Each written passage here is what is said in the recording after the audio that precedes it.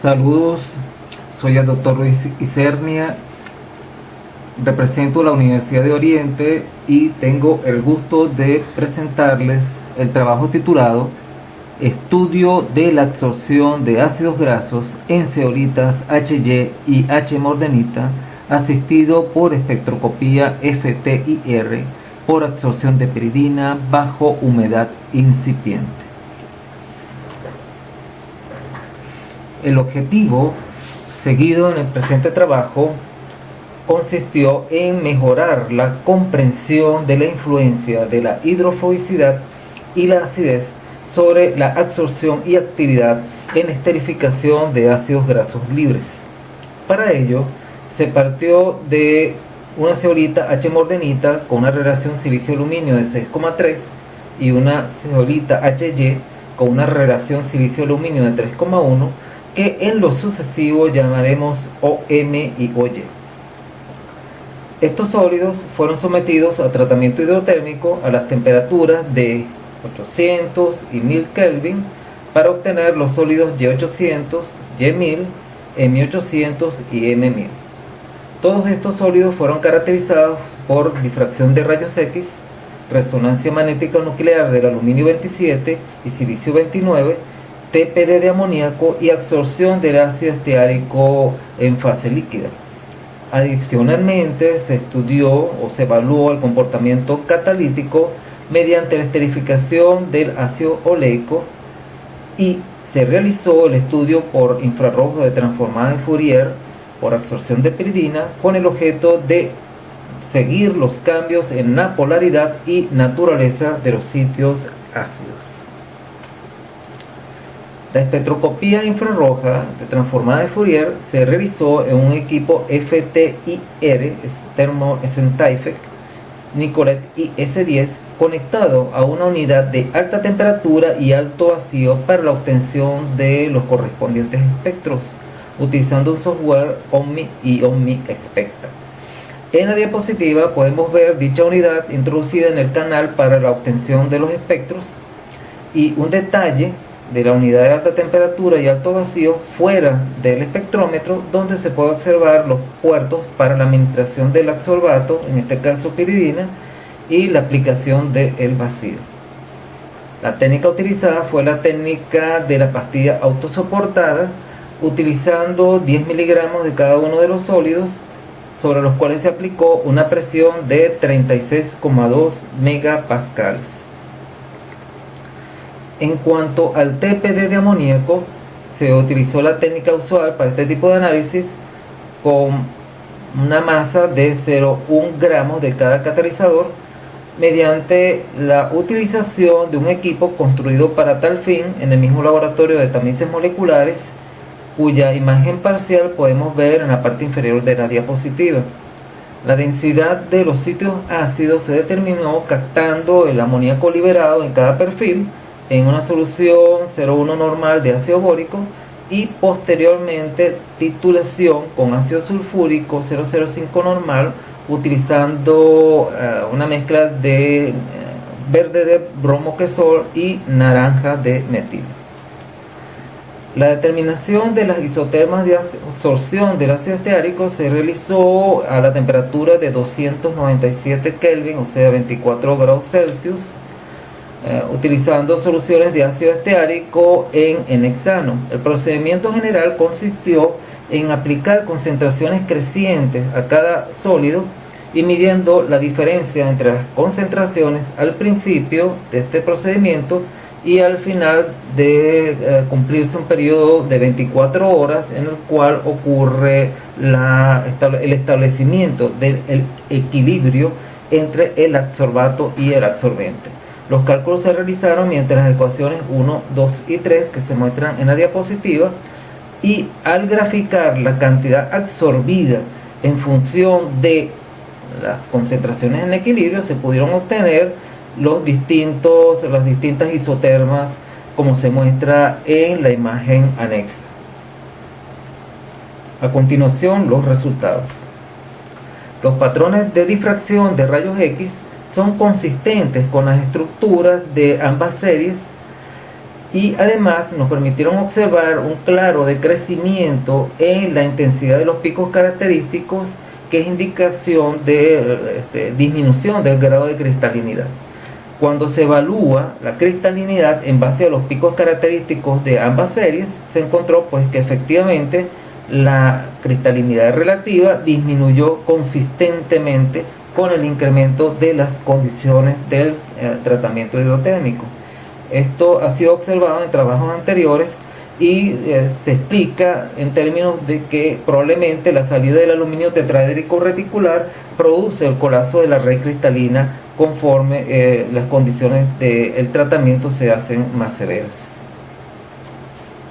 En cuanto a los espectros de resonancia magnética nuclear del aluminio 27, se ven señales características como la señal correspondiente al aluminio octaédrico extrarreticular, que en ambas series aparece alrededor de 0 ppm, una señal cercana entre 50 y 60 ppm propia del aluminio tetraédrico reticular, que también aparece en ambas series, y una señal cercana a los 30 ppm que correspondería a especies alumínicas extrarreticulares altamente condensadas de aluminio. En el caso del sólido Y1000 se observó una señal alrededor de 90 ppm que se asigna a la presencia de iones AlO4 con 5 cargas negativas alojados en la caja sodalita. Esta especie extrarreticular es típica de faujacitas que son sometidas a procesos de desaluminación hidrotérmica muy intensos. Si revisamos los datos que se observan en la tabla anexa, podemos darnos cuenta que lo que ocurre es una disminución del aluminio tetraédrico reticular, representado por la señal que aparece entre 50 y 60 ppm en ambas series, conforme la sumatoria de las áreas de las especies reticulares se va incrementando, lo cual pues apoya la idea de que ocurre una transformación de las especies tetraédricas, el aluminio tetraédrico reticular, como consecuencia del tratamiento hidrotérmico, en especies extrarreticulares que quedan por lo general segregadas hacia el exterior, hacia la superficie de la red cristalina de los sólidos que son sometidos a procesos hidrotérmicos y de desaluminación en general. Los espectros de resonancia magnética nuclear del silicio 29 coinciden o son consistentes con observados en los espectros de aluminio 27. Podemos darnos cuenta que los espectros correspondientes a los sólidos de la serie Y son típicos de las faujacitas. En este caso podemos llegar a observar hasta 4 de los posibles 5 entornos que se pueden encontrar en zeolitas del tipo Y. También podemos darnos cuenta que conforme las condiciones de tratamiento hidrotérmico son más fuertes, las señales con un menor contenido de aluminio en la segunda esfera de coordinación se ven incrementadas en detrimento de las señales con un mayor contenido de aluminio en la segunda esfera de coordinación. Esto arroja a valores de la relación silicio-aluminio calculado a través de la ecuación que aparece representada en la misma diapositiva. Se observa un incremento de la relación silicio-aluminio, indicando pues una disminución del contenido de aluminio reticular. Un comportamiento igual observamos en la serie M, solo que en el caso de la serie M pues solamente están presentes los entornos SI1AL y SI0AL, ya que se trata de zeolitas altamente silícicas, o si se prefiere, zeolitas que tienen un bajo contenido de aluminio. Podemos ver efectivamente que la relación silicio-aluminio va incrementando, se incrementa muy consistentemente, y también que los valores de la relación silicio-aluminio son bastante más altos que los observados en el caso de la zeolita Y, pues que contiene una mayor presencia de aluminio reticular. En cuanto al TPD de amoníaco, podemos darnos cuenta que los perfiles muestran un de crecimiento en cuanto a su área y por lo tanto indican una disminución de la densidad de sitios ácidos en ambas series conforme las condiciones de tratamiento hidrotérmico se hacen más severas. También se observa cierta tendencia a desplazarse los máximos a valores más bajos de temperatura, insinuando una disminución de la fuerza de los distintos sitios ácidos presentes. Esto lo podemos ver con más detalle en la tabla anexa, donde se puede observar que efectivamente la densidad de los sitios ácidos disminuye en ambas series, pero que además la temperatura del centro de masa en ambas series disminuye tanto en la rama de alta temperatura como en la rama de alta temperatura. Podemos ver pues que efectivamente se ven como las típicas dos jorobas que se observan en los perfiles de TPD, donde ocurre cierto estrangulamiento alrededor de los 300 grados Celsius, o sea 573 grados Kelvin, que dividirían la zona de baja temperatura, o sea aquellas que presentan o que aparecen o generan perfiles por debajo de esa temperatura, o sea debajo de 573 Kelvin, y la zona de alta temperatura, que son los que generan señales o donde aparecen señales por encima de los 573 Kelvin. En la gráfica inferior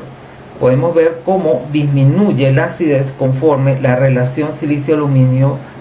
incrementa, lo cual pues confirma que hay una relación entre la acidez y la presencia del aluminio reticular en dichos sólidos, o sea, tanto de los derivados de la mordenita como los derivados de la faujasita. En cuanto al comportamiento catalítico, dado que es una relación catalizada por sitios ácidos, el comportamiento pues es el característico, o sea, la disminución de la actividad de estos sólidos conforme se incrementa la relación silicio-aluminio y conforme, por ende, también disminuye la densidad de sitios ácidos. Los resultados del infrarrojo por absorción de piridina en condiciones de humedad incipiente generan una serie de bandas de interés, pero concentraremos nuestra atención en las señales en 1540 centímetros a la menos 1, 1450, 1420 y la zona entre 1620 y 1630 centímetros a la menos 1. La primera señal, o sea 1540, corresponde al ion piridino resultante de la absorción de la piridina sobre los sitios ácidos de Bronsted. Las señales 1450 corresponden a la piridina covalentemente coordinada con los sitios ácidos de Lewis. La señal en 1420 centímetros a la menos 1 se asocia a la piridina físicamente absorbida por puente de hidrógeno sobre los sitios presentes en la superficie de estas zeolitas, y la señal entre 1600 y 1630 correspondería a la flexión en abanico del agua fisisorbida. Cuando observamos o revisamos los espectros correspondientes a la serie M, podemos ver pues que la señal en 1540 centímetros a la menos 1 disminuye consistentemente conforme el tratamiento hidrotérmico fue más severo, al igual que la señal en 1440 centímetros a la menos 1. Igual comportamiento se observa en la señal en 1420 centímetros a la menos 1, que indica pues una disminución del carácter polar de la superficie de la zeolita, y la señal en 1620 centímetros a la menos 1 del agua fisisorbida, que indica un incremento del carácter hidrofóbico. Aquí podemos observar que tanto la presencia de sitios ácidos Bronsted como la presencia de sitios ácidos Lewis disminuyen con la severidad del tratamiento hidrotérmico. Un comportamiento similar se observa en la serie Y. Si revisamos la tabla anexa, podremos darnos cuenta que los valores de la concentración, o sea, de la razón o de la proporción entre la concentración de sitios ácidos de Bronsted respecto a los sitios ácidos de Lewis disminuyen, lo cual indica que la acidez de Bronsted o el número de sitios ácidos de Bronsted disminuyen más rápidamente que los sitios ácidos de Lewis. Esto ocurre en ambas series de zeolitas. las isotermas de absorción del ácido esteárico muestran comportamientos bastante diferenciados. Mientras que en la serie M podemos ver que el sólido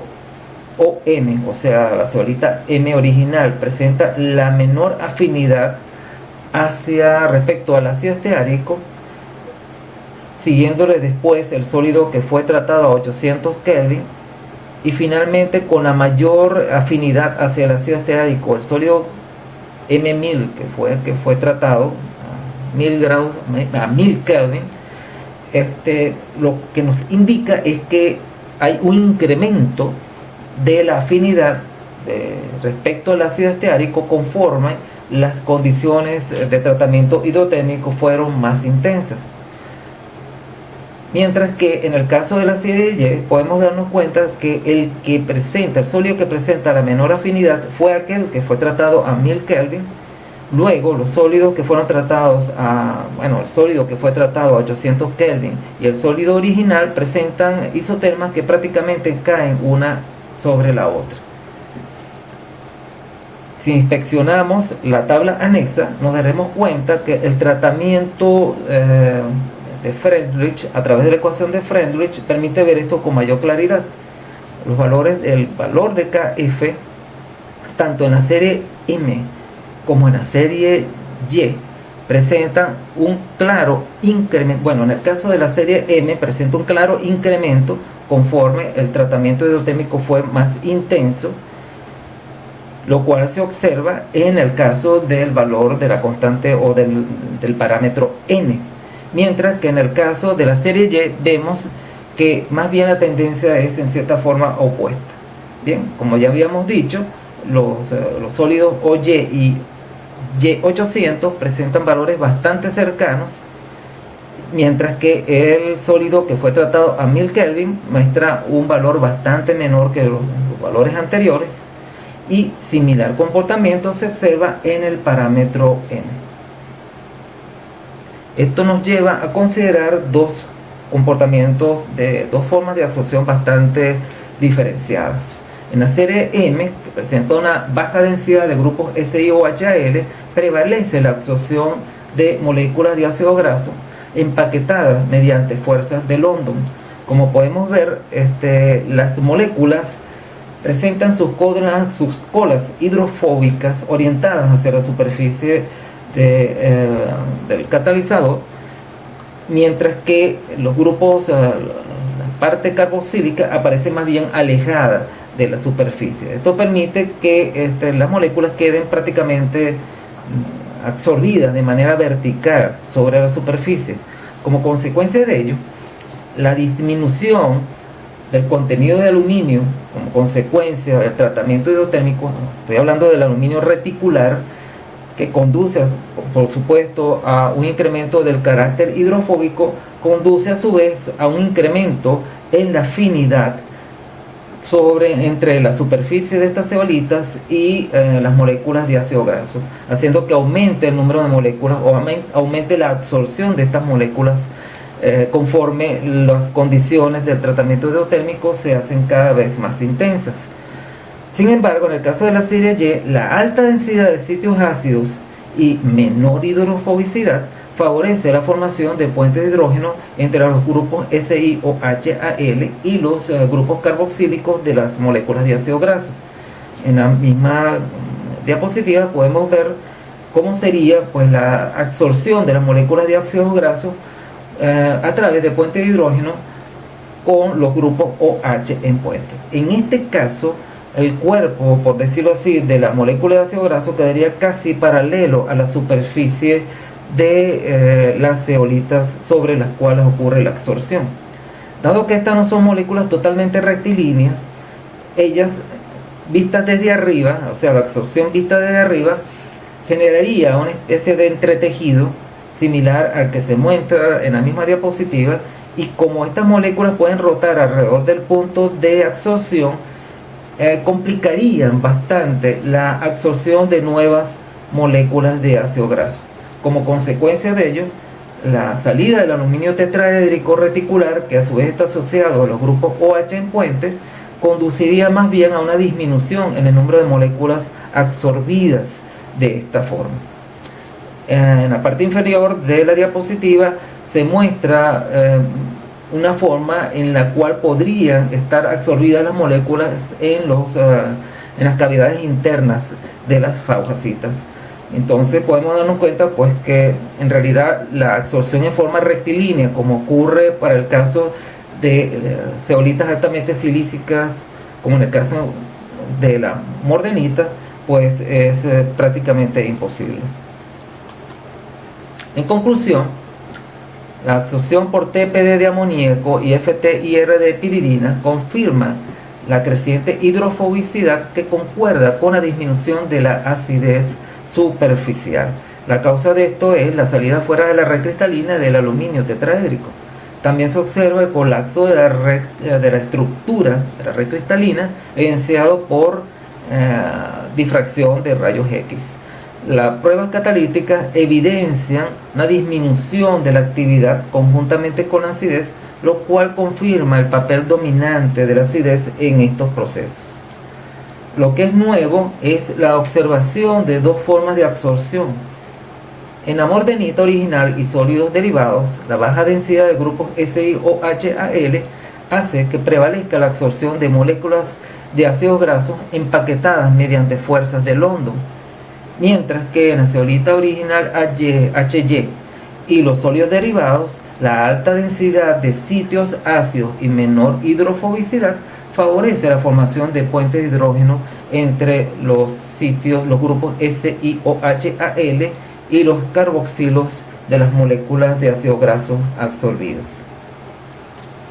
Con esto pues terminamos la exposición. Espero que haya sido de su gusto y sería para mí, por supuesto, muy gustoso, de mucho agrado, poder responder cualquier pregunta que quieran hacerme al respecto. Muchas gracias.